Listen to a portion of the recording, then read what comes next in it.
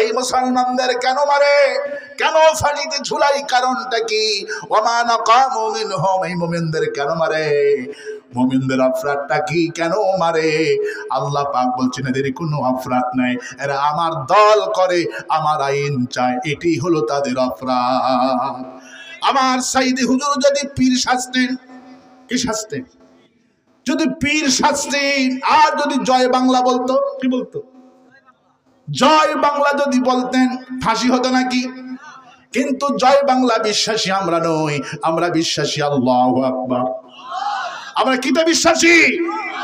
আমরা আল্লাহু আকবার বিশ্বাসী। কারণ আমি যখন দুনিয়াতে এসেছি আমার কানে কি দেওয়া হয়েছে বলেন?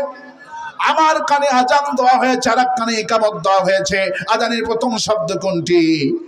ইকামতের প্রথম শব্দ কোনটি? যখন ঈদগাহের ময়দানে গেলেন নামাজ পড়তে পড়তে, রাসূলুল্লাহ বললেন একটা ঈদগাহের এক রাস্তা দিয়ে আসো, তাকবীর বলতে বলতে আসো, আল্লাহু আকবার, আল্লাহু আকবার, লা ইলাহা ইল্লাল্লাহ, আল্লাহু আকবার, আল্লাহু আকবার ওয়ালিল্লাহিল হামদ। আওয়ামী লীগরা কার স্লোগান মেরেছে? বিএনপি কার স্লোগান মেরেছে? জামাত ইসলামী কার স্লোগান মেরেছে বলেন? ঈদের নামাজের প্রথম তাকবীর কোনটি? কথা বলেন। দ্বিতীয় তাকবীর কোনটি? তৃতীয় তাকবীর কোনটি? চতুর্থ তাকবীর কোনটি? আল্লাহু আকবার। প্রথম তাকবীর থেকে শেষ তাকবীর আল্লাহু। জীবনের শেষ নামাজ কিসের নামাজ? জানাজার নামাজ। প্রথম তাকবীর কোনটি? শেষ তাকবীর কোনটি? তার মানে হলো জন্ম থেকে মৃত্যু পর্যন্ত মুসলমান বলবে আল্লাহু আকবার। রাসূল বলেছেন এই স্লোগান যারা দেয় এরা হলো খাঁটি মুমিন। এই স্লোগান যেই দলে দেয় না, এই দল হলো জাহান্নামী দল। ইয়াউমা নাদউ কুল্লা উনাসিম বিইমামিহিম, কিয়ামতের দিন প্রত্যেকটি মানুষকে নেতা সহকারে দাঁড় করানো হবে। নেতার পিছনে দাঁড়াবেন আপনি, যাকে ভোট দিয়েছেন নেতা মেনেছেন, যার ইমামতিতে নামাজ পড়িয়েছেন, যাকে আপনি নেতা মানিয়েছেন দুনিয়াতে, তার পেছনে লাইন ধরা হবে কিয়ামতের দিনে। আমি আল্লাহর কাছে বলি হে আল্লাহ তাআলা, কিয়ামতের দিনে তুমি নবীজি, সিদ্দিকী, শুহাদা, সালেহিন আনআমতা পড়েন। প্রতিদিন আমরা পড়ি সিরাতাল্লাযীনা আনআমতা আলাইহিম গায়রিল মাগদুবি আলাইহিম ওয়ালাদ-দাল্লিন। হায় আল্লাহ, মুস্তাকিম সিরাতুল মুস্তাকিমের রাস্তা আমাদেরকে দেখাও। আনআমতা আলাইহিম, যারা তোমার নিয়ামত প্রাপ্ত এদের রাস্তায় চলতে চায়। দাল্লিন, মাগদুবি, গায়রিল মাগদুবি আলাইহিম ওয়ালাদ-দাল্লিন। মাগদুব বলা হয় ইহুদিদেরকে, দাল্লিন বলা হয় খ্রিস্টানদেরকে। ইহুদি রাস্তা চায় না, খ্রিস্টানদের রাস্তা চায় না, আমরা চাই নিয়ামত প্রাপ্তদের রাস্তা। আল্লাহু আকবার। আমার ভাইয়েরা, এই জন্য আমাদের অন্তরের রোগ আছে, পাপ করেছেন অন্তরের রোগ হয়ে গেছে। সেই জন্য আল্লাহ পাক বলছেন বান্দারা ফি কুলুবিহিম মারাদুন, তোমাদের অন্তর সময় আছে বেদি। আর এই বেদি ভালো করতে হলে বান্দা তোমাদেরকে কোরআনের কাছে আসতে হবে। কোরআন তেলাওয়াত যেমন করতে হবে, কোরআনের শাসনটা যেমন চাইতে হবে। শুধু কোরআন তেলাওয়াত করলেন কিন্তু কোরআনের শাসনটা চাইলেন না, অন্তরে যে বেদি আছে এই বেদি কিন্তু ভালো হবে না। বেদি ভালো করতে হলে প্র্যাকটিক্যালে আমল করতে হবে। কি করতে হবে? প্র্যাকটিক্যাল এক জিনিস আর থিওরি হলো এক জিনিস। আপনার পেটে প্রচন্ড ক্ষুধা, স্ত্রীকে বলছেন তাড়াতাড়ি করে ভাত রান্না করো, গ্যাস নাই, গ্যাস ফুরে গেছে, খড়ি নাই, কিচ্ছু নাই, আপনার আগুন নাই, কিচ্ছু নাই, বলেন তো ভাত রান্না হবে? আপনি বুদ্ধি করে কাগজ আর কলম নিয়ে কাগজের উপরে লিখে দিলেন আগুন আগুন আগুন, চুলার মধ্যে দিয়ে দিলেন, ভাত রান্না হবে? কেন হবে না? এই কাগজের লেখা আগুনটা হলো থিওরি, এটা লেখা কি? এটা হলো থিওরি। আপনার সন্তান বলছে আব্বা আমি রসগোল্লা খাবো, আপনি এখন রসগোল্লা লিখে দিলেন, বাবা এখানে চাটো, জিহ্বা দিয়ে চাটো, রসগোল্লার স্বাদ পাবে? কেন পাবে না? এটা হলো থিওরি। থিওরি দিয়ে কোনোদিন রসগোল্লার স্বাদ পাওয়া যাবে না। এটাকে প্র্যাকটিক্যালি আনতে হবে। দুধ কিনতে হবে, ছানা বের করতে হবে, সেইটা আবার জাল করতে হবে, চিনি দিয়ে শিরা তৈরি করে সেখানে আবার এই ছানাগুলি ডুবাতে হবে, ঠিক কিনা? এটা হলো প্র্যাকটিক্যাল। এটা কি? এটা হলো প্র্যাকটিক্যাল।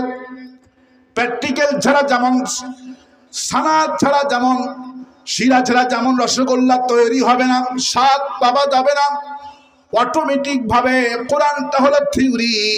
এই থিওরি দিয়ে কোনোদিন সমাজ পরিবর্তন হবে না, রাষ্ট্র পরিবর্তন হবে না, রোগ কোনোদিন ভালো হবে না।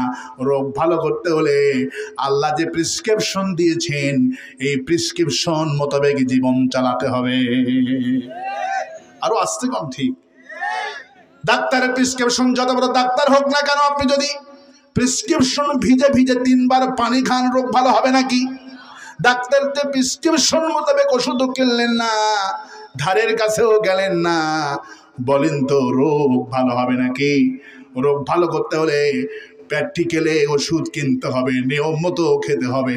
আল্লাহ পাক বলছেন, বান্দারে আমি যে প্রেসক্রিপশন দিয়েছি মানুষের অন্তরের রুহের যে রোগ হয়, অন্তরে যে রোগ হয় বান্দা, এই রোগের ওষুধ আমি আল্লাহ কোরআন দিয়েছি। ওয়া নুনাজ্জিলু, পড়েন, ওয়া নুনাজ্জিলু মিনাল কোরআনি মা হুয়া শিফাউন ওয়া রাহমাতুল লিল মুমিনিন।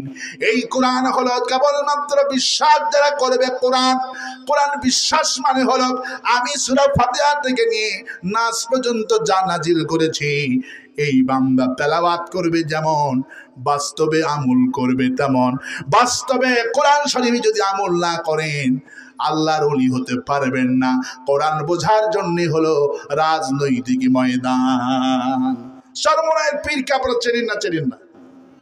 চেনেন না? সরমনায়ের পীরের হাতে মুরিদ ছিল 190 জন এমপি এবং 8 জন মন্ত্রী। সরমনায়ের পীরের দরবারে গিয়ে তারা মুরিদ হয়েছে। কিন্তু সরমনায়ের পীর আল্লাহ বুঝালেন, অন্তরের রোগ যদি ভালো করতে চাও খানকায় বসে কোরআন পড়লে রোগ ভালো হবে না, শুধু মাহফিলে কোরআনটা শুনলে রোগ ভালো হবে না। আমি যেই আয়াত যেখানের জন্য নাজিল করেছি ওই আয়াতটা ওই জায়গাতে আমল করতে হবে। যে আয়াতটা চোরের বিধান যে আমি নাজিল করেছি, চোরের বিধান পার্লামেন্টে লাগবে, এই বিষয়ে আমল করতে হবে।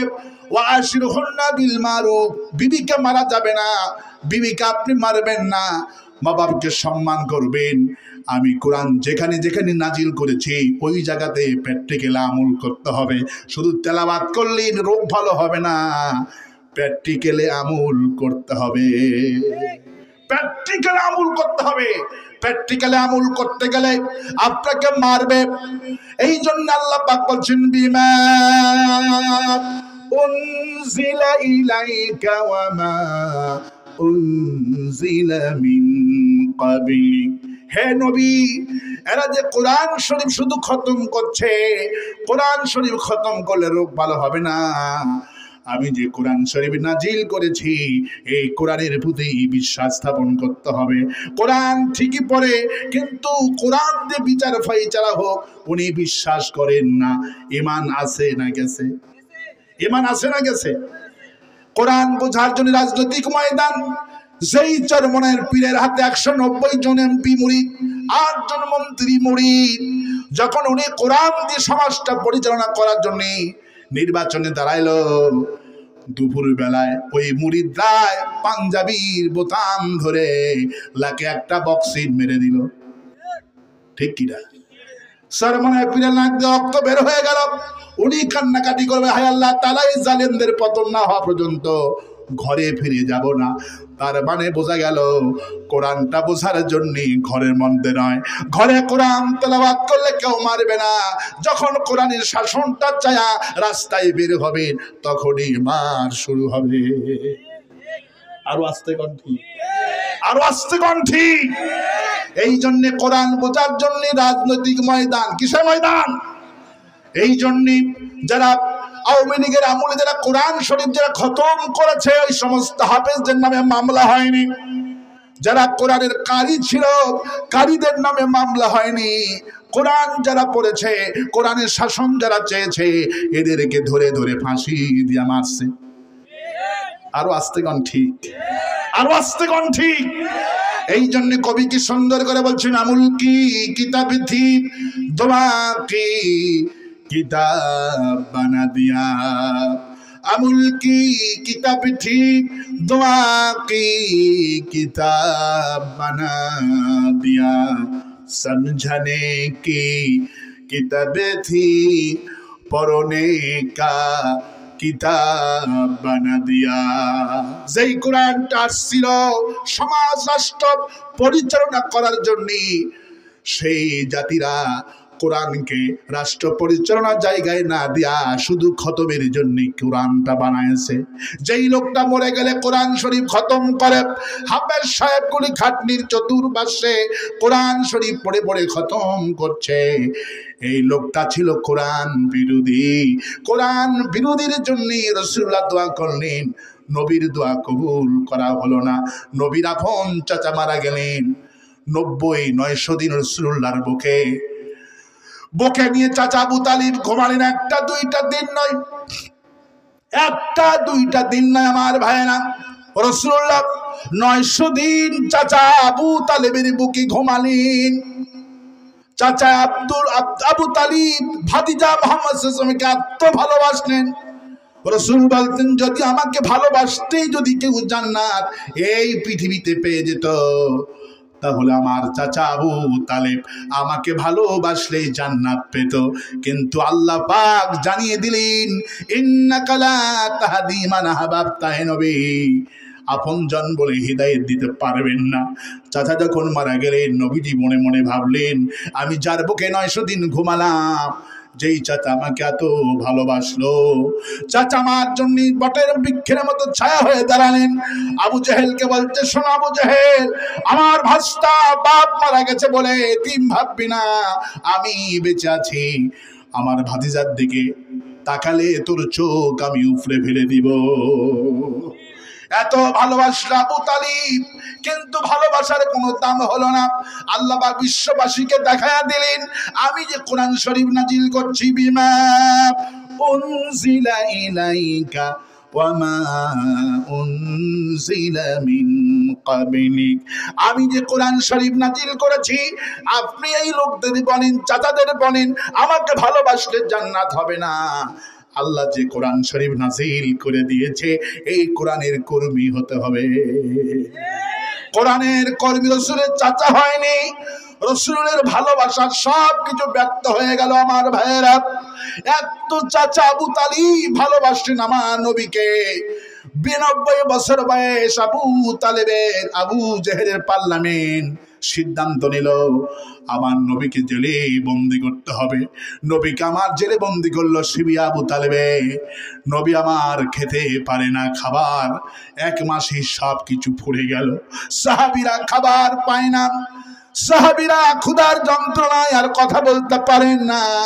বাবলা গাছের পাতা যখন খেতে গেলেন, কাটা জিহ্বায় পড়ে জিহ্বাইতে ফুটে রক্ত বের হয়ে গেল। কাফেররা দেখে হাসি মারে আর বলে, আয় আমাদের দলের কর্মী হয়ে যা, তোমাদেরকে আমি মুক্ত করে দেব। আমার ভাইয়েরা, আমার রাসূলকে শিবিয়া আবু তালেবের জেলখানে রাখা হলো। খাবার ফুরে গেল ১ মাসের মধ্যেই। রাসূল আর সাহাবীরা গাছের পাতা খাওয়া শুরু করলেন। গাছের পাতা খেলে ছাগলের নাদি যেমন দানা দানা হয়ে যায়, বিশ্বনবী ইসলাম সহ সমস্ত সাহাবীদের পায়খানাগুলি ছাগলের মতো পায়খানা হয়ে গেছিল। আমার ভাইয়েরা, কত নির্যাতন করা হলো। আবু তালিব আবু জেহেলের কাছে এসে প্রস্তাব করলো, বেটা শোন, আমার বয়স ৯২ বছর হয়ে গেছে, আমার ভাস্তাকে একটা সপ্তাহে দেখি না, আমি আমার ভাস্তার কাছে জেলখানায় যাব, আমাকে পাঠানোর ব্যবস্থা করা হোক। স্বইচ্ছায় বিশ্বনবী ইসলামের জেলখানায় পাঠানো হলো চাচা আবু তালিবকে। চাচা রাসূল চাচাকে দেখেই জড়িয়ে ধরে জেলখানার ভিতরে কান্নায় ভেঙে পড়লেন। চাচাজি, আপনি কেন জেলখানায় আসছেন বলেন। এবার চাচা বলে, ভাতিজা, আমার বছর ৯০ বছর পার হয়ে গেল, আমি চোখে ভালো দেখতাম, তুমি যতদিন আমার বাড়িতে ছিলা আমি কানে ভালো শুনতাম, আমার খাবার রুচিটাও ছিল। তুমি যেদিন থেকে জেলখানায় এসেছো বাবা, আমি আর কানে শুনি না, চোখেও দেখি না, খাবার রুচি নাই, ঘুমও হয় না। আমি আবু জেহেলকে বলেছি ভাতিজার কাছে নিয়ে যা, মরণ যদি হয় জেলখানায় হবে, আমার ভাতিজার সাথে হবে। বাবা তোমাকে দেখা মাত্রই আমার চোখের দৃষ্টি ফিরে গেল। আমি একটা সপ্তাহ কষ্ট পেয়েছি, কানে শুনতে পেতাম না। তোমার কথা এই কানে লাগার সঙ্গে সঙ্গে আমার কানে রোগ আল্লাহ ভালো করে দিছে। বাবা তোমাকে দেখা মাত্র আমার চোখের দৃষ্টি ফিরে গেছে। বাবা আমার আজ থেকে ঘুম হবে, খাওয়া লাগবে না, আমি শুধু তোমার কাছে থাকতে চাই। যেই চাচা স্বেচ্ছায় জেলখানায় এত বড় আসলেন বৃদ্ধা বয়সে, আবু তালিবের স্ত্রী জিজ্ঞেস করলেন, আবু তালিব রাতের বেলায় দিনের বেলায় যখনই আমি আসি দেখি তোমার ভাতিজা মুহাম্মদ ইসলামকে বুকে নিয়ে ঘুমাও, তোমার ছেলে জাফর বিন আবু তালিব, তোমার ছেলে আলী, এদেরকে কি বুকে নিতে তোমার মন চায় না? আপন জন্মদাতা পিতা হয়ে ছেলেদের বুকে নাও না। যখনই আসি তখনই দেখি তোমার ভাতিজা মুহাম্মদ রাসূলুল্লাহ সাল্লাল্লাহু আলাইহি সাল্লামকে বুকে নিয়ে ঘুমাও। এবার বললেন, স্ত্রী তুমি বুঝবা না, জাফরকে আমি জন্ম দিয়েছি, আলীকে আমি জন্ম দিয়েছি, আর আমার ছেলে, কিন্তু আমার ভাতিজার সঙ্গে তুলনা করো না। তোমার ছেলেদেরকে নিলে আমার রোগ ভালো হয় না, আমার কলিজা ঠান্ডা হয় না, আমি ওষুধ খাই না, আমার ভাতিজা মুহাম্মদ ইসলামকে বুকে নিলে আমার ভালো ঘুম হয়, আমার কলিজা ঠান্ডা হয়ে যায়। আমার ভাইরা চাচা যখন মারা গেলেন, হুজুর কবর পারে গেলেন, আহারে আমার চাচা আজকে মারা গেলেন, আমাকে কেউ মারতে দেয়নি, আমি দাওয়াতি কাজ করেছি কোরআনের, কেউ মারতে পারেনি। ওই বছরে খাদিজাও চলে গেলেন, চাচা আবু তালেবও চলে গেলেন। ওই বছরে হুজুর বললেন আমার শোকের বছর, বড় শোক এবং ক্লান্তির বছর। ওই বছর আমার ভাইয়েরা, আমার রাসূলুল্লাহ আশা করে চাচা আবু তালেবের কাছে গেলেন যে আল্লাহ আমার চাচাকে হয়তো মাফ করবে, ক্ষমা করে দিবে। চাচা আমাকে এত ভালোবাসলেন, বুকে নিলেন, 900 দিন জেলখানায় কাটালেন, 2 বছর, কিন্তু আল্লাহ জানিয়ে দিলেন রাসূলুল্লাহ চাচার জন্য দোয়া করার প্রয়োজন হবে না, কারণ আপনার চাচা ছিল কোরআন বিরোধী। আমি যে আপনার প্রতি কোরআন নাজিল করেছি, বিমা উনজিলা ইলাইকা ওয়া মা উনজিলা মিন কাবলি, আমি যে কোরআন নাজিল করেছি আপনার চাচা এই কোরআনটা দিয়ে এই সমাজ রাষ্ট্র চলুক, চাচা তা চায় নাই। আর আপনি প্রধানমন্ত্রী হন, এটাও চায় নাই। আবু তালিব মার্কা হাজি আমার দেশে আছে না নাই? হজ করে তওয়াফ করে রাসূলের রওজার প্রতি গিয়ে সালাম জানায়, আসসালামু আলাইকা রাসূলুল্লাহ। নবীজি বলে আমাকে নিতা মানো না, কোরআনের শাসন মানো না, কোরআনের শাসন যারা চায় এদেরকে ফাঁসি দিয়া মারছো, কোরআনের শাসন যারা চায় এদেরকে হত্যা করেছো, শহীদ করেছো। সুতরাং লাব্বাইক আল্লাহুম্মা লাব্বাইক যখন বলে আল্লাহ, বান্দা হাজির, গায়েব থেকে আওয়াজ আসে লা লাব্বাইক ওয়ালা সাদাইক, তোর উপস্থিতি আমি আল্লাহ গ্রহণ করলাম না। আল্লাহু আকবার। যে হাত দিয়ে কাবা ঘর ধরছল বান্দা, আবু লাহাব খানায় কাবা তওয়াফ করছে, লাব্বাইক আল্লাহুম্মা লাব্বাইক, লাব্বাইক লা শারীকা লাক লাব্বাইক, ইন্নাল হামদা ওয়ান নি'মাতা লাক ওয়াল মুলক লা শারীকা লাক। আল্লাহু আকবার। আবু লাহাব বিশ্ব নবীর আপন চাচা খানায় কাবা তওয়াফ করছে। একজন সাহাবী দেখে বলল, আবু লাহাব তোমার এই তওয়াফ আল্লাহর দরবারে কবুল হবে না। আবু লাহাব ধমকে দাঁড়িয়ে গেলেন, কেন তওয়াফ কবুল হবে না বলো? বলল এই জন্যই কবুল হবে না, গতকালকে আপনি আর আপনার বন্ধু আবু জাহিল মিলে কোরআনের বিরুদ্ধে পার্লামেন্ট আইন পাস করেছেন, আর আপনার ভাতিজার মারার জন্য হাত পাথর তুলেছেন। আল্লাহ প্রতিবাদ করেছেন, তাব্বাত ইয়াদা আবি লাহাবিন ওয়া তাব, ধ্বংস হোক আবু লাহাবের দুই হাত, যে হাত দিয়ে তার ভাতিজার দিকে হাত উঁচু করে পাথর তোলে, এই হাত ধ্বংস হোক। আল্লাহ প্রতিবাদ করে ওহী নাযিল করেছে। আল্লাহু আকবার। সুতরাং যে হাত ইসলামের নবী কোরআনের নবীর দিকে যে হাতটা উঠে পাথর মারে, সাহাবী বলছেন যে হাত নবীর দিকে পাথর উঁচু করো, যে হাত দিয়ে কোরআনের বিরুদ্ধে পার্লামেন্টে আইন পাস করো, এই হাত খান দিয়া কিয়ামত পর্যন্ত কাবা ঘরে দোয়া করলে দোয়া কবুল হবে না। আবু তালিব মার্কা হাজি, আবু লাহাব মার্কা হাজি আমার দেশে আছে না নাই? জামাত নেতাদের ফাঁসি দিয়ে সাইদে হুজুরকে জেলে বন্দি করে ওমরায় যায়, আছে না নাই? আলেমদের ফাঁসি দিয়া পার্লামেন্টে কোরআনের বিরুদ্ধে আইন পাস করে হজে যাও, তোমার হজ কবুল হবে না। আরো আস্তে কোন ঠিক, আরো আস্তে কোন ঠিক। আল্লাহ পাক বলছেন অন্তরে যে রোগ হলো, এই রোগ ভালো হবে মুমিনদের। কাদের ভালো হবে? মুমিন বান্দাদের রোগ ভালো হবে যারা কোরআনে বিশ্বাসী। আল্লাহু আকবার বলে। আল্লাহ বলে হুজুর এদেরকে বিশ্বাস করবেন না, হাবিব এদেরকে বিশ্বাস করবেন না, এরা হলো মুনাফিক। এরা কি? ওয়া মিনান নাসি, পড়েন, ওয়া মিনান নাসি মান ইয়াকুলু আমান্না বিল্লাহি ওয়া বিল ইয়াউমিল আখির ওয়া মা হুম বিমুমিনিন। মাইকের আওয়াজটা বাড়াও না, এটা মাইক হইল, এটা ফসা মাইক নিয়ে আসছে। বারবার কইলাম ভাই হরেন দিন, হরেন আছে? আছে হরেন? কোথায় আছে? এই তো, যখন মাইক থাকবে তখন টন টন করে উঠবে। কি উঠবে?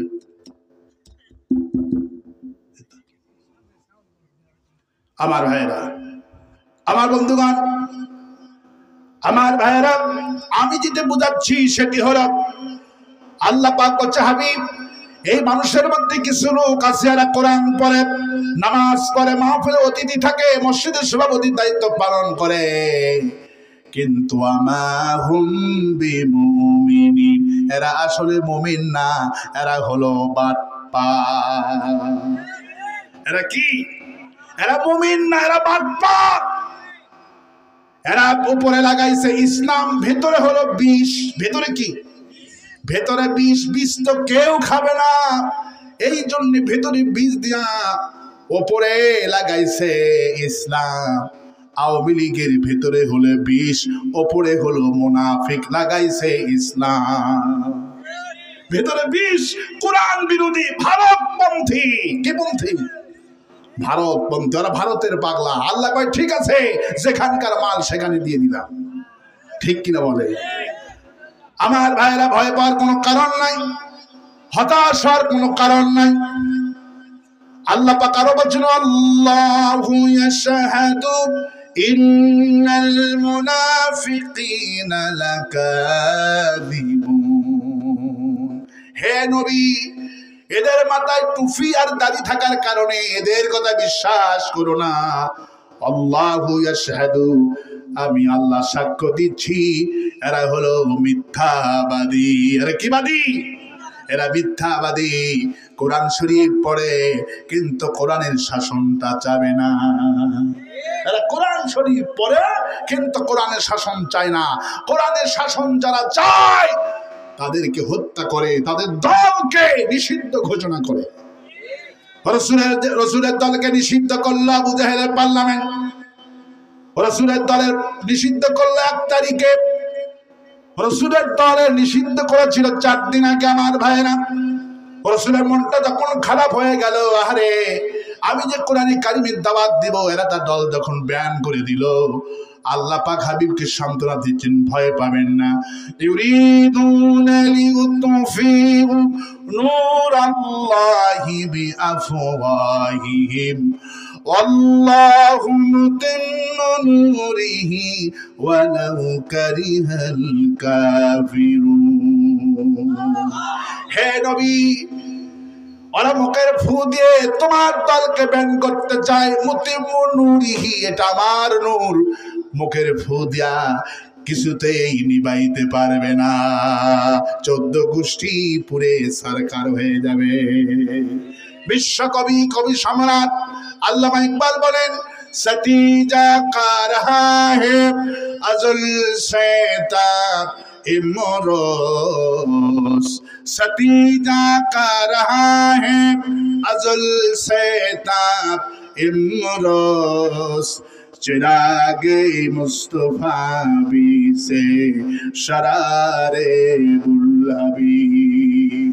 সেই দিন থেকে আজ পর্যন্ত আবু জাহেলের দলের লোকেরা কোরআনকে ব্যান করতে চেয়েছিল, কোরআন ব্যান হয় নাই, যুগে যুগে ওরাই ব্যান হয়ে গেছে।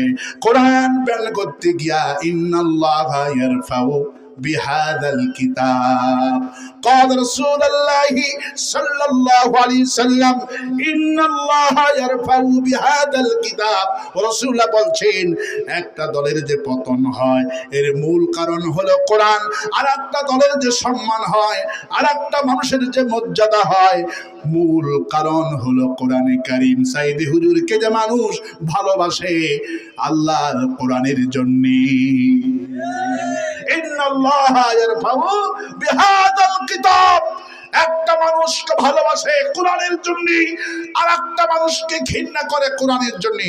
গত কয়েকদিন আগে দেখি একটা আলিম, উনি বলছেন যে আমার খালা আমাকে ফোন করেছে, খালা ফোন করে বলছে আমার 2টি ছেলের এক দিনের মধ্যেই সন্তান জন্মগ্রহণ করেছে। আলহামদুলিল্লাহ।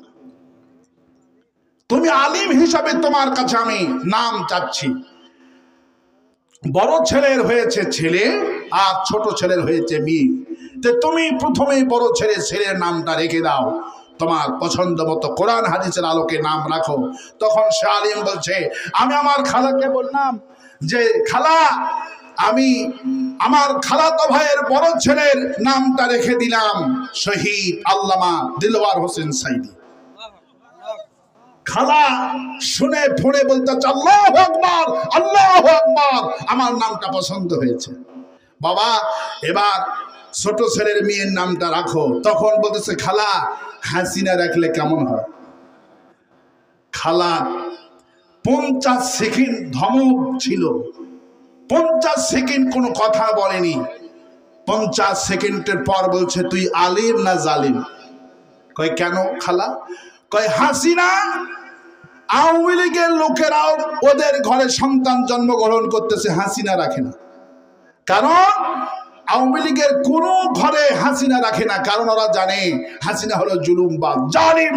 ফাইন্না জুলমা জুলমাতু ইয়াউমাল কিয়ামা, যারা জুলুম করে এই জুলুমবাজদের নাম পৃথিবীতে কেউ ও দলের লোকেরাও রাখে না। কারণ আওয়ামী লীগের ঘরে হাসিনা যদি রাখে, মেয়ের নাম যদি হাসিনা রাখে, এই মেয়ে যদি স্কুলে ভর্তি হতে হবে, যদি শোনে হাসিনা, স্কুলের সবাই টিটকারি করবে, ঠিক কিনা? এই লজ্জার কারণে আওয়ামী লীগেরাও হাসিনার নাম রাখে না।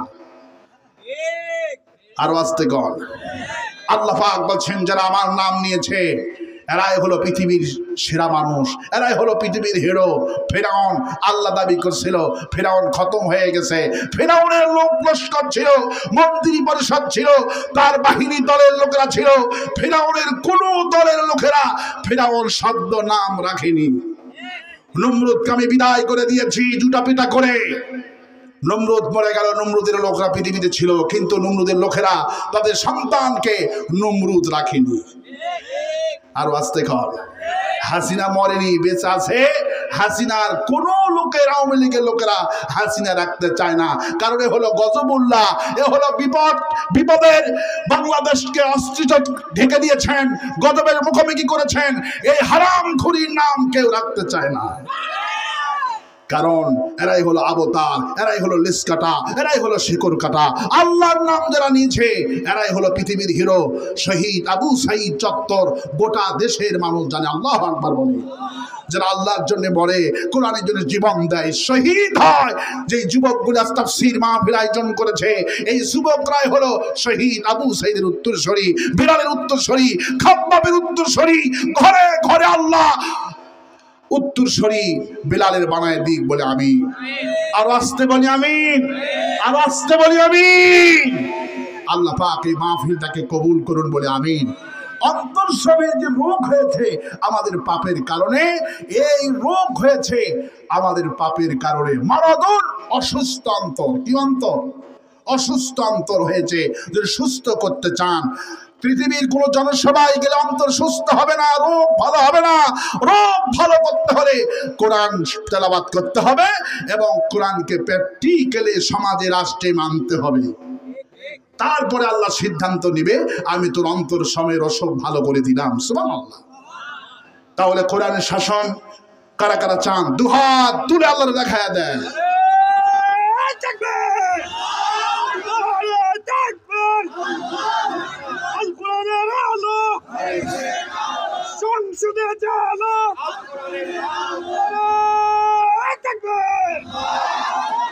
আল্লাহ কবুল করুন বলে আমি।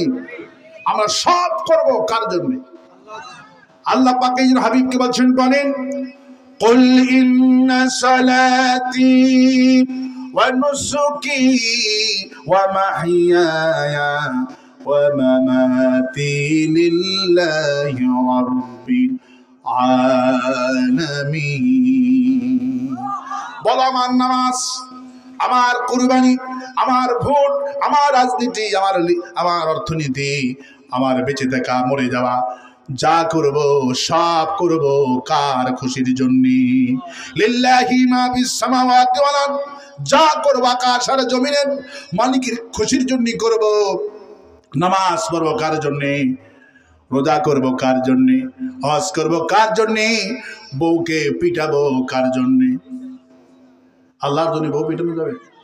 খবরদার বউ পিটাবে না। যারা বউ পিটাবে, রাসূল কারীম সাল্লাল্লাহু আলাইহি ওয়াসাল্লাম বুখারীতে বলেছেন, যারা বউ পিটাবে এদের হাসর হবে মিস্টার ফিরাউনের সঙ্গে। কারণ ফিরাউন আমার মা আসিয়া আলাইহিস সালামকে মারতে মারতে দুনিয়া থেকে বিদায় করে দিয়েছে। আসিয়ার সমর্থন দিয়েছেন ইব্রাহিম, মুসা আলাইহিস সালামকে সমর্থন দিয়েছিলেন, ভোট দিয়েছিলেন। আপন স্বামীকে ভোট দেয় নাই, বলছে তুমি আমার রব না। যিনি এগুলি বানিয়েছেন তিনি আমার আল্লাহ। আল্লাহু আকবার বলে, তিনি আমার রব, যিনি সব বানিয়েছেন, আকাশ বানিয়েছেন, জমিন বানিয়েছেন, তিনি আমার আল্লাহ। নিজের আপন স্ত্রীকে ফেরাউন পেরেকের উপরে শোয়া দিয়া পিটায় পিটা আসিয়ার কলিজার মধ্যে যখন পেরেকুলি ঢুকে যায়, মাথাটা নিচু করে দিয়া আমার আসিয়ার বুকে যখন পিটানো হলো লুঙ্গ করে, আমার ভাইরা, আমার আসিয়া কেমন কষ্ট দেওয়া হয়েছে হুজুর তো কিছুই জানতেন না। জিবরাইল আমিন যখন রাসূলুল্লাহর কাছে এসে আসিয়ার কাহিনী শোনাচ্ছে, রাসূলের চোখ থেকে পানি পড়তে পড়তে দাড়িগুলো ভিজে গেল। আসিয়াকে সুযোগ দেওয়া হলো, তুমি ভোট আমাকে দাও, আমাকে রব মানো। মুসা রবের প্রতি ঈমান টাইনো না। আসিয়া বলছে জীবন যাবে, তোমাকে আমি রব মানতে রাজি না। আসিয়াকে এক হাত লোহা গুড়ি চুকু করে পেরেক মারা হলো তক্তার উপরে। আসিয়াকে উপর করে বুকটা এইরকম করে লোহার উপরে দিয়া উপর থেকে পিটানো শুরু করলো জালিমেরা। যখন প্রথম লোহাটা আসিয়ার কলিজার মধ্যে প্রবেশ করে দিল, আসিয়া উপর দিকেও দেখতে পারে না। আসিয়া আল্লাহর কাছে মনে মনে বলে, হায় আল্লাহ, আজকে এই জালেম স্বামী আর তার সৈন্যরা আমাকে কলিজার মধ্যে লোহা ঢুকাইয়া দিয়ে আমাকে বিদায় করছে। বাইতান ফিল জান্নাহ, আল্লাহ তোমার কাছে দোয়া করি একটু পর তো আমার কলিজার মধ্যে লোহাটা ঢুকে যাবে। আল্লাহ তোমার কাছে আমার প্রার্থনা, বাইতান ফিল জান্নাহ, জান্নাতের ভিতরে তোমার কাছে আমাকে আমার জন্য একটা ঘর বানায়া দিও। আল্লাহ বলে দোয়া কবুল হয়ে গেল। আকাশের দরজা খুলে দাও। আসিয়ার জন্য আকাশের দরজা খুলে দেওয়া হলো। আর আল্লাহর কাছে জান্নাতে একটা ঘর আসিয়ার জন্য আল্লাহ বানায়া দিলেন। আমার ভাইয়েরা, আমার বন্ধুগণ, আসিয়া কেমন মানা মারছেন ফিরাউন।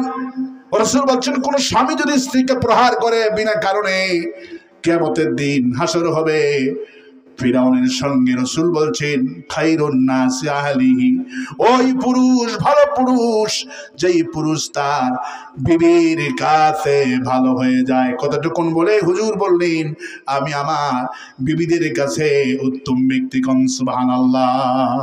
সমস্ত বিবিরা সাক্ষ্য দিয়েছেন, সমস্ত বিবিরা সাক্ষ্য দিয়েছেন। কোরআন কি পড়নি? হ্যাঁ কোরআন পড়েছি। রাসূলুল্লাহর কোরআনটা হলো থিওরি আর প্র্যাকটিক্যাল। রাসূল যখন হেঁটে যাচ্ছিলেন মা আয়েশা বলতেন মনে হয় জীবন্ত কোরআন রাসূল হেঁটে যাচ্ছে। মা আয়েশা বললেন 9 বছর বয়সে বিশ্বনবী সাল্লাল্লাহু আলাইহি ওয়াসাল্লামের ঘরে আমি গেলাম বাসর করতে। বাসর ঘরে গিয়ে দেখি মাটির গিলাসে হাফ গিলাস দুধ ছাড়া বিশ্বনবীর ঘরে আমি কিছুই পেলাম না। কিন্তু ঘরের দিকে তাকায় দেখি পুরা ঘরটা আমার জন্য ভালোবাসা দিয়ে ভরা আছে। আমার আয়েশা বলতেন হুজুর আমাকে নিয়ে কুস্তি দেখাতে যেতেন, আমাকে নিয়ে ঘুরতে যেতেন। চাঁদনি রাত বিশ্বনবী দৌড় প্রতিযোগিতা করতে। আল্লাহু আকবার বলেন। হুজুর বলছেন তোমার বিবির জন্য তুমি যা খরচ করো, যা কসমেটিক কিনো, যা থ্রি পিস কিনো, যা ঘুরতে নিয়ে যাও, বাপের বাড়িতে বেড়াতে নিয়ে যাও, শ্বশুর বাড়িতে যাও, তোমার বিবির অসুখ হলে তুমি সেবা করো। তোমার অর্থ যা ব্যয় হচ্ছে মন খারাপ করো না। দুনিয়ার স্বামীকে আমি বলছি তোমার বিবির পেছনে আর তোমার সন্তানের পেছনে সংসারের পেছনে যা খরচ হবে এগুলিকে আল্লাহ সাদকা হিসেবে তোমার আমলনামায় তুলে রাখতেছে। আর কিয়ামতের দিন এই বিবির পেছনে যা খরচ হলো টাকা পয়সা তোমার আমলনামায় নেকির পাল্লায় দেওয়া হবে। আল্লাহু আকবার বলে। এই জন্য আল্লাহ রাব্বুল আলামিন পৃথিবীর পুরুষকে অর্ডার করছেন ফি কুলুবিহিম মারাদুন, তোমাদের অন্তরে যে রোগ হয়েছে, বিবিকে মারেছ অন্তরের রোগ হয়েছে, বিবিকে মারা বাদ না দিলে শুধু কোরআন তেলাওয়াত করলে রোগ ভালো হবে না, বিবিকে মারা বাদ দিয়া কোরআন পড়লে রোগ ভালো হয়ে যাবে। কোরআনে কারিমের এক একটা হুকুম অমান্য করেছেন, এক একটা রোগ হয়েছে, এক একটা হুকুম অমান্য করেছেন, রোগ হয়ে গেছে। এই জন্য আল্লাহ পাক বলেন বিমা উনজিলা ইলাইকা, আমি যে কোরআন নাজিল করছি কোরআনের সব বিষয় যখন আমার প্রেসক্রিপশন যখন মেনে মেনে প্র্যাকটিক্যাল আমল করবে আমি আমার বান্দার অন্তরে রোগ ভালো বানায়া জান্নাতে দিয়ে দিব। পৃথিবীর পুরুষকে আল্লাহ পাক বলেন বান্দারে, কারণ ঘর ভাঙ্গে নারীর কারণে নয়, ঘর ভাঙ্গে পুরুষের কারণে। তালাক দেওয়ার হুকুম পুরুষকে দিয়েছেন। তালাক, নারী তালাক দিলে তালাক হবে না, পুরুষ তালাক দিলে তালাক হবে। আল্লাহু আকবার।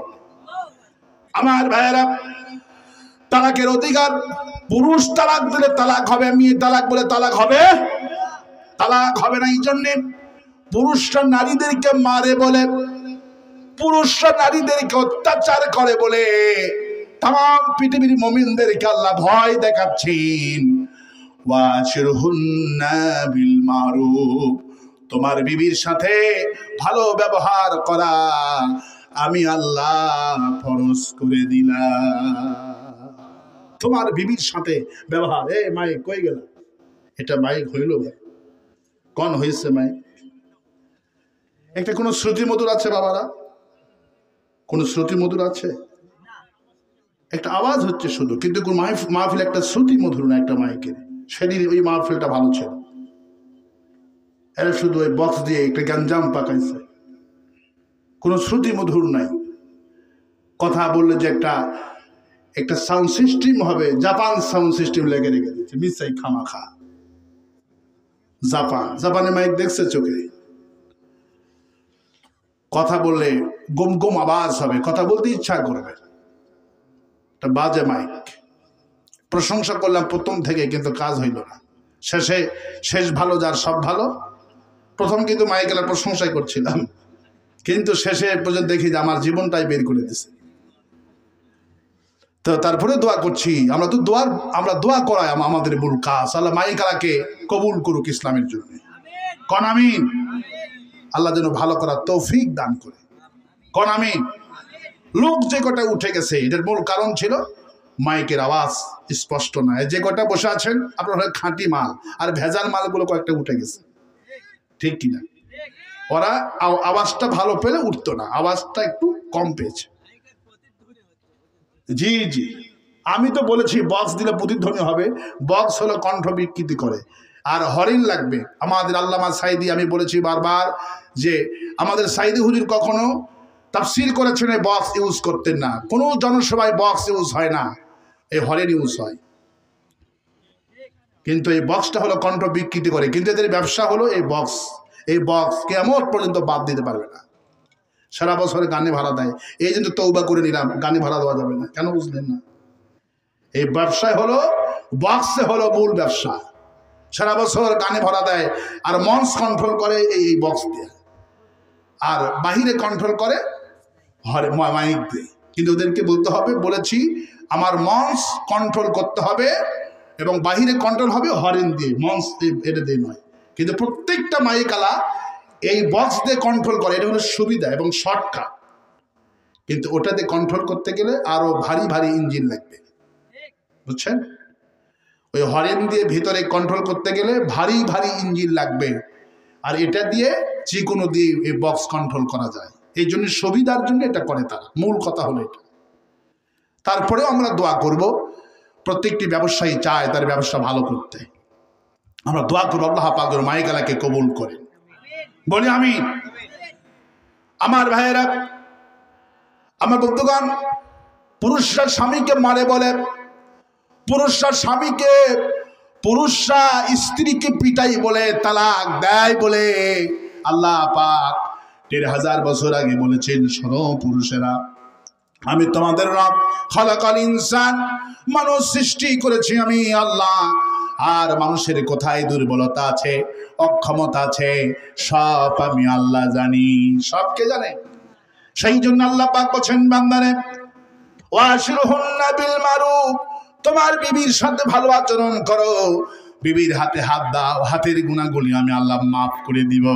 বিবির চোখে চোখ রাগাও, আল্লাহ আমি চোখের গুনাহ মাফ করে দিব। বিবির সাথে মুস্কি হাসি দিয়ে কথা বলো, ওয়াকুলু লিন্নাসি হুসনা। আল্লাহ পাক বলছেন, মানুষের সাথে হাসি মুখে কথা বলো, প্রতিবেশীর সাথে হাসি মুখে কথা বলো, রাগ করে কথা বলো না। যার সাথে যখন কথা বলবা হাসি মুখে কথা বলো। প্রত্যেকটা হাসির বিনিময়ে তোমার এই ঠোঁটটা লাগাবা আর খুলবা। প্রতিটি ঠোঁট খোলা আর বন্ধ করার মাঝে আমি প্রতিটি ঠোঁটের মুস্কির হাসির বিনিময়ে একটা করে সদকার সওয়াব আমল নামায় দিয়ে দিব। সদকা কি? সদকা হলো আপনার কোন নিয়ত করেছেন, হায় আল্লাহ আমার ছেলেটা বিপদে পড়েছে, পরীক্ষায় যদি পাস হয়ে যায় একটা ছাগল দিব। বিপদে যখনই পড়বেন ছাগল দিবেন, ছাগল ছাড়া সাদকা হয় না। ছাগলের দাম ২০,০০০ আছে, ১০,০০০ আছে, নিয়ত করবেন ছাগল দিলে হবে, ছাগলের টাকা দান করলে হবে, দুটিই জায়েজ আছে। আল্লাহ পাক বলেন সাদকা দাও, সাদকা করলে বালা দূর করে দিব। আর সাদকা ছাগল দিয়ে করতে হয়। আর রাসূল বললেন, বিবির সাথে যদি হাসি মুখে কথা বলো, ভাইয়ের সাথে যদি হাসি মুখে কথা বলো, বান্দা আমি প্রতি ঠোঁটের হাসির বিনিময় আমি আল্লাহ সাদকার সওয়াব আমল নামায় দিয়া দিব। আর আস্তে বললে ভালো হয় না? আচ্ছা আমি বললাম আস্তে বলতে, আপনারা জোরে বলেন কেন? উল্টা দিস, ঠিক কিনা বলেন? আমার ভাইয়েরা, ভয় পাওয়ার কোনো কারণ নাই, হতাশ হওয়ার কোনো কারণ নাই। বিবিকে আল্লাহ এত বরকত দিয়েছেন, বলছেন বান্দারে তোমার বিবিকে ওয়াজালা বাইনাকুম মাওয়াদ্দাতাও ওয়া রাহমা, তোমার বিবিকে তোমার জন্য আমি বড় করুণা আর বড় রহমত করে তোমার জন্য আমি বানালাম। পিতামাতা তো বড় নিয়ামত, আল্লাহর পিতামাতার পরে ও বিবিটা আল্লাহ বলছেন এটাও আর একটা বড় নিয়ামত। কোন সুবহানাল্লাহ। আপনি যখন দুপুরবেলায় বাড়িতে আসতেছেন, বিবিকে বলছেন বিবিরে আমি আসতেছি নওগাঁ থেকে, আস্তে আস্তে জামে পড়ে গেছেন, গাড়ি পান নাই, পৌঁছার কথা ছিল দুপুরে। বিবি রান্না বান্না করে নিয়ে বিবি নামাজ পড়ে বসে আছে, একসাথে স্বামীকে নিয়ে খাবে। 2 ঘন্টা জামে পড়ে গেছেন, আস্তে আস্তে 4টা বেজে গেল, বিবির মুখটা শুকনা। বিবি তুমি কি খাওনি? না। কেন খাও নাই? আপনার সাথেই খাবো বলে 2 ঘন্টা ধরে আমি না খাই আছি।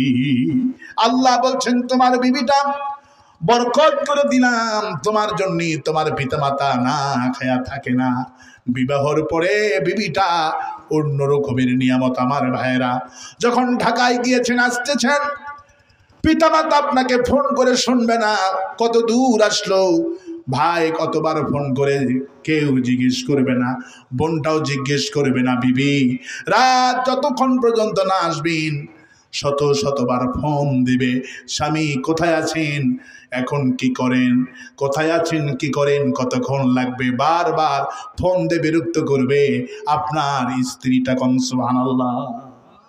আমার কাছে আমার বোনেরা মাসেও তো ফোন দেয় না।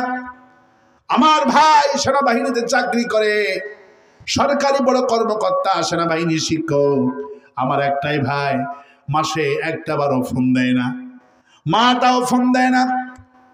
দেখলাম মা 2-3 দিন পর একটা মিস কল মারে, আমি ব্যাক করি, কিন্তু আমার বিবি রাতে আর দিনে কতবার ফোন দেয়।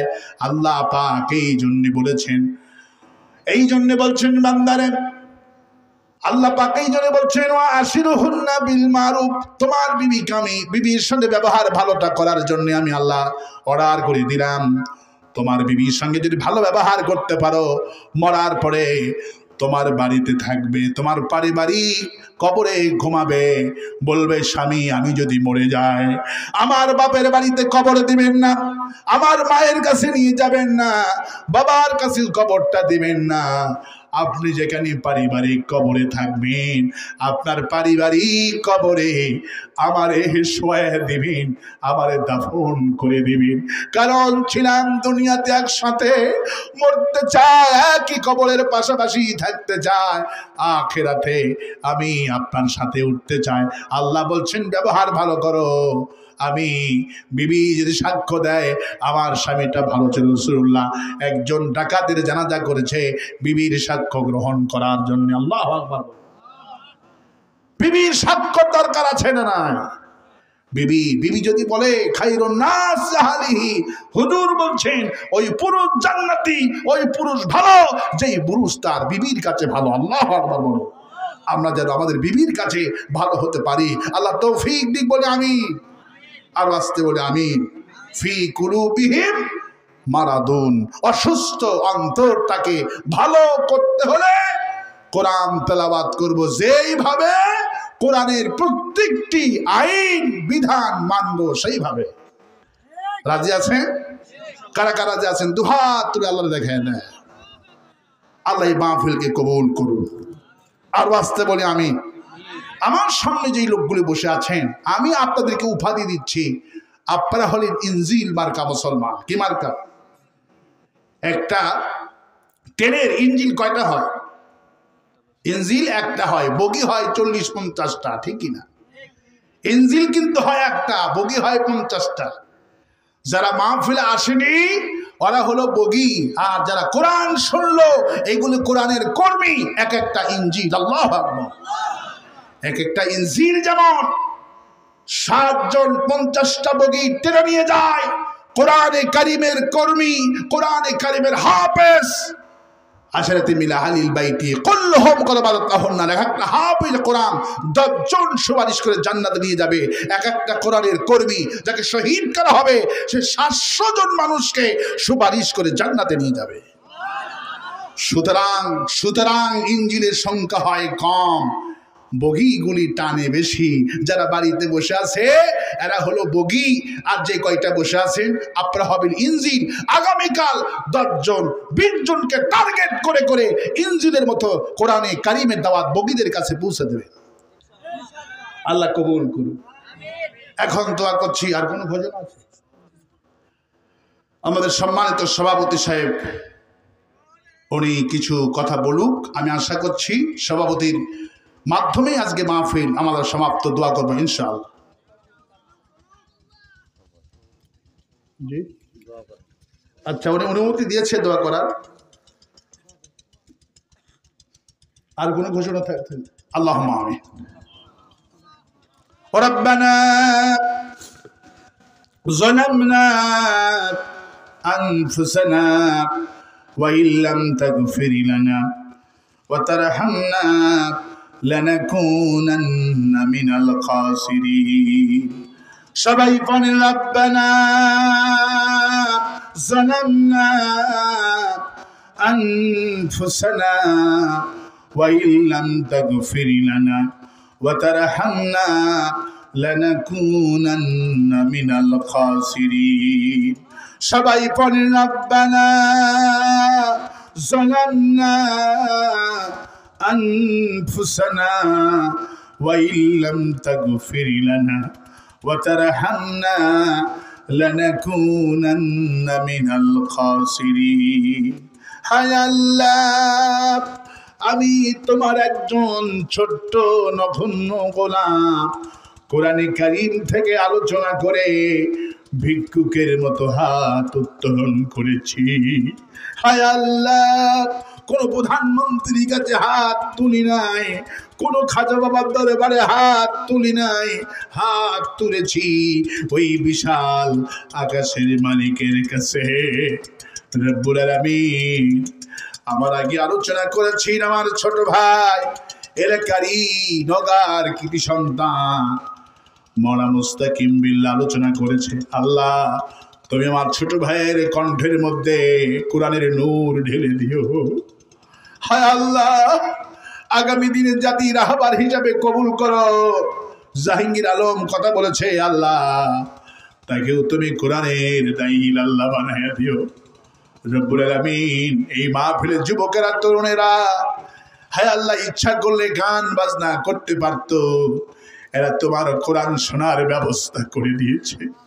হায় আল্লাহ সেই সন্তানগুলি যেই যুবকেরা কোরআন শোনার মানুষকে ব্যবস্থা করে দিল, এদের প্রত্যেককে তুমি বিলালের মতো মর্যাদাবান বানায় দিও, এদেরকে খাব্বাব বানায়া দিও, এদেরকে আমির হামজা বানায়া দিও রব্বুল আলামিন। এদের প্রত্যেকটি সদস্যকে তুমি শহীদ আবু সাইদের মতো কবুল করো। এদেরকে যারা সাহায্য করলো, যেই বড় বড় মুরব্বীরা যারা সহযোগিতা করলেন আল্লাহ এই মুরব্বীদের হায়াত দারাজ করে দিও, এদের মর্যাদা আবু বকরের মতো বানায়া দিও রব্বুল আলামিন। এই গ্রামটাকে কোরআনের গ্রাম হিসেবে তুমি কবুল করো। আলোচনায় তুমি যা খুশি হয়েছো বিশ্বনবী মুহাম্মদ রাসূলুল্লাহ সাল্লাল্লাহু আলাইহি সাল্লামের রূহ মুবারকে সবে নজরটুকুন পৌঁছায় দাও। বিশেষ করে এখানে যারা আমিন আমিন বলছে, কার আব্বা জান হারালো আমি তো জানি না, আমিও আব্বা হারাইছি। আব্বার কথা অনেক মনে পড়ে। আব্বার সঙ্গে যখন মসজিদে যেতাম, ইমাম সাহেব যখন দোয়া করত অনেক কথা বলতো, কাঁদতো না। যখন পিতামাতার কথা বলতো আব্বার দিকে তাকাতাম, আব্বার দাড়ি ভিজে ভিজে পাঞ্জাবির উপরে টপ টপ করে পানি পড়তো। আব্বাকে জিজ্ঞেস করতাম, আব্বা হুজুর কত কথা বলে কাঁদেন না, দাদার কথা বললে দাদির কথা বললে এত কাঁদেন কেন? আব্বা আমাকে বললো, বাবা বুঝবে না, আরো বড় হও, আমি যেদিন মারা যাব সবার আগে দোয়া করছি তোমার চোখে পানি এসে যাবে। বাবার কথা অক্ষরে অক্ষরে পালন হলো। বাবা যেদিন মারা গেলেন মাইকিং শুনে কান্না রাখতে পারলাম না। যখন প্রথম তাকবীরটা দিছি আর কণ্ঠ দিয়ে আওয়াজ বাড়ায় না, কবরে নামালাম, চোখ থেকে পানি কাফনের কাপড় উপর পড়ে গেল। হায় আল্লাহ এমন নরম জায়গা তোমার হাবিব আমিনার কবরে দাঁড়ায়া চোখের পানি ফেলে কেঁদেছে।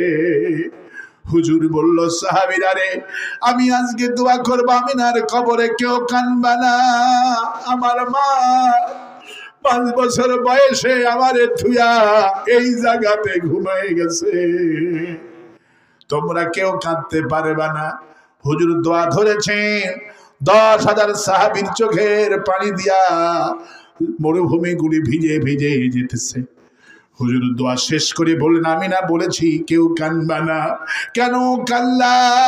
সাহাবীরা বলে হুজুর রাসূলুল্লাহর চোখ কি ভিজা দেখলে আমরা চোখ শুকনা রাখতে পারি, আপনি কেন কেঁদেছেন?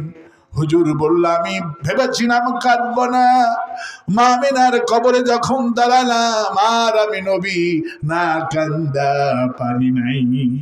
হায় আল্লাহ, তোমার নবী পর্যন্ত এই নরম জায়গাটার কথা মনে করে কেঁদেছে। হায় আল্লাহ, আমাদেরকে মানুষ করার জন্য, লেখাপড়া শিখাবার জন্য রাত দিন আমার বাবা ব্যবসা করত, জীবনে ভালো স্যান্ডেল পরেন নাই, ভালো টুপি কেনেন নাই, দামি পাঞ্জাবি গায়ে দেয় নাই, আমাদের জন্য টাকা যোগান দিতে দিতে বাবা পাগলের মতো হয়ে গেছিল। হায় আল্লাহ, আমাদেরকে মানুষ করার জন্য, আলিম বানানোর জন্য মাথার ঘাম পায়ে ফেলে আমাদের ভালাইয়ের জন্য রাত দিন বাবা ছুটত ব্যবসার পিছনে।